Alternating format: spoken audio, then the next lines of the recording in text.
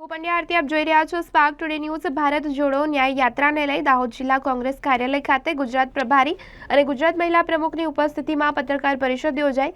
કોંગ્રેસના પૂર્વ અધ્યક્ષ રાહુલ ગાંધી દ્વારા નીકળવામાં આવેલ ભારત જોડો ન્યાય યાત્રા ત્રીજા મહિનામાં દાહોદ જિલ્લામાં પ્રવેશ થવાની છે, જેમાં મોટી સંખ્યામાં લોકો જોડાય એવા ભાવ સાથે પત્રકાર પરિષદ યોજવામાં આવી।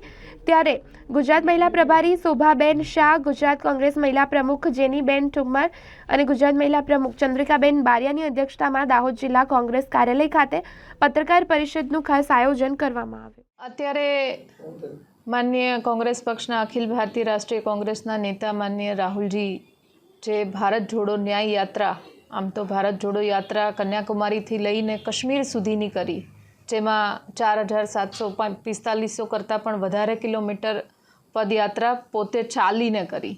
આનો એકમાત્ર હેતુ એવો હતો કે ભારતના તમામ રાજ્યોને એક સૂત્રતાના તાંતણે બાંધીએ, જે ભારત જોડોની વાત છે। અત્યારે જે પ્રકારનું શાસન ચાલી રહ્યું છે, ભાગલા પાડો અને રાજ કરો, આ પ્રકારની નીતિ જે અત્યારના શાસનમાં ચાલી રહી છે, એની સામેનો જવાબ જે છેવાડાનો માણસ છે એની વેદના સાંભળવા માટેનું અત્યારે સરકારમાં કોઈ બેઠું નથી, એનો અવાજ, એ વેદનાઓને વાચા આપવાનું કામનું બીડું જો કોઈએ ઝડપ્યું હોય તો એ માનનીય રાહુલજીએ ઝડપ્યું હતું।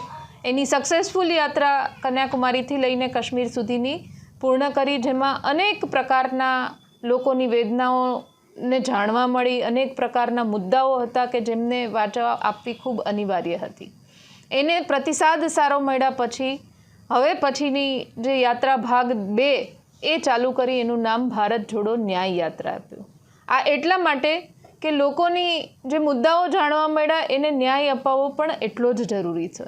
આવનારા સમયમાં પોતાની વેદનાઓને વાચા આપનારું જો કોઈ મળે, જો વિપક્ષનો રોલ અદા કરવો હોય તો એ યાત્રાને ન્યાય યાત્રાનું નામ આપવાનું।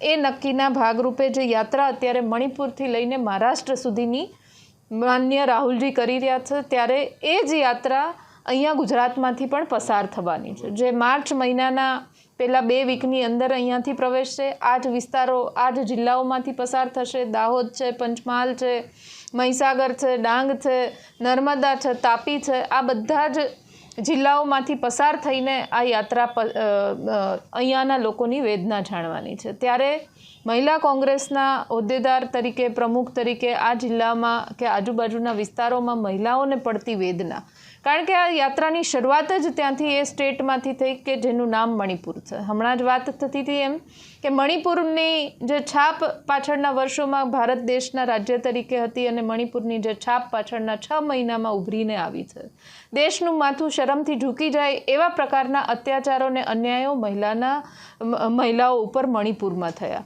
એટલે આ ન્યાય યાત્રાની શરૂઆત જે મણિપુરથી કરી છે, એ કયા કયા મહિલાઓના મુદ્દાઓને આપણે સાંકળી શકીએ, કયા નારીઓની જે વેદના છે એને વાચા અપાવી શકીએ, વિપક્ષ તરીકેનો અવાજ બની શકીએ, એના માટે અમુક મુદ્દાઓ ઉપરની છણાવટ થઈને મહિલા કોંગ્રેસે પણ આ મહિલાઓને ન્યાય અપાવવા માટે, જેમ કે આર્થિક સશક્તિકરણનો મુદ્દો છે, રાજકીય સશક્તિકરણનો મુદ્દો છે, ને જે સમાજમાં મહિલાઓને કાયદો અને વ્યવસ્થા કથળી ગયા છે એના વિરુદ્ધમાં ન્યાય મળવો જોઈએ, એના મુદ્દાઓ માટે મહિલા કોંગ્રેસ આવનારા સમયમાં અને આ યાત્રામાં ખૂબ જોરશોરપૂર્વક મહિલાઓને જોડશે। એમના જો મુદ્દાઓ હોય તો એમની વાચા પણ બનશે। એમને થતા અન્યાયને અત્યાચાર સામે જો ઊભું રહેવું પડશે, અમારે એમની માટે કંઈ કરવું પડતું હશે, તો મહિલા કોંગ્રેસ તરીકે જિલ્લાના અને પ્રદેશના યુનિટો એક સાથે ઊભા રહીને ખભે ખભો મિલાવીને ખૂબ મજબૂત રીતે મહિલાઓનો અવાજ બનીશું। એ નેમ સાથે આજે દાહોદ જિલ્લાની મહિલા કોંગ્રેસની કારોબારીનું આયોજન કર્યું, જેમાં ઉપસ્થિત અમારા ગુજરાત પ્રદેશ મહિલા કોંગ્રેસના પ્રમુખ બેન શ્રી શોભનાબેન, અમારા ગુજરાત પ્રદેશ મહિલા કોંગ્રેસના ઉપપ્રમુખ બેન શ્રી ગીતાબેન સોલંકી, અહીંયાનું નેતૃત્વ અને ગુજરાત પ્રદેશ મહિલા કોંગ્રેસના ઉપપ્રમુખ એવા બેન શ્રી ચંદ્રિકાબેન બારૈયા, ઉપસ્થિત અમારા જિલ્લાના મહિલા કોંગ્રેસના પ્રમુખ બેન શ્રી લલિતાબેન, પૂર્વ જિલ્લા પંચાયતના પ્રમુખ બેન શ્રી રમીલાબેન, અમારા જિલ્લા કોંગ્રેસ સમિતિના પ્રમુખ હર્ષદભાઈ નીનામા, બધા જ સાથે વિસ્તૃત ચર્ચા કરીને આવનારા સમયમાં દાહોદ જિલ્લામાં મહિલાઓ માટે અમે શું કરી શકીએ, અમે કેવી રીતના અવાજ બની શકીએ, કયા મુદ્દાઓને મુદ્દાઓને આગળ રાખી શકીએ, રાહુલજી આવે છે ત્યારે કયા પ્રકારના કાર્યક્રમો કરી શકે એની રૂપરેખા ટૂંક સમયમાં આપને પણ અમે અપાવીશું. એવા આજના મુદ્દાઓ આ મિટિંગના રહ્યા છે અને આવનારા સમયમાં પણ આપની સાથે આવી મુલાકાતો કરીને કાર્યક્રમની જણાવટ કરતા રહીશું. આભાર.